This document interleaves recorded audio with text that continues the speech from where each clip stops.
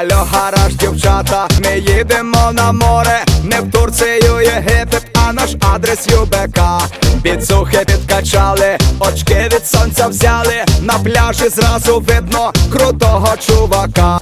Ципурами на сонці, ми зайчики пускаєм, жуємо еротично вчорашню пахлаву. І в темних окулярах подруг собі шукаєм, я після пахлави їх інтелектом розірву. Оу я, Ялта, женщини і я, das ist super Чингисхан, Чорне море, океан.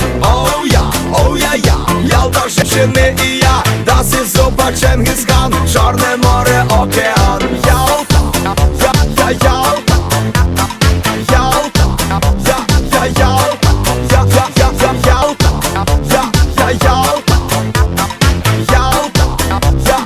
Ялта.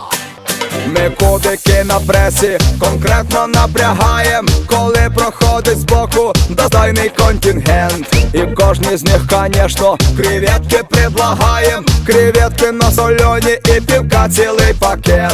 Ми по коліна в морі лапаємо медузи, широко від захоплення повідкривали рот. Дівчата романтично за нами наблюдають і дуже інтенсивно вдихають з моря йод. Оу я, Ялта, женщини і я, das ist super Чингисхан.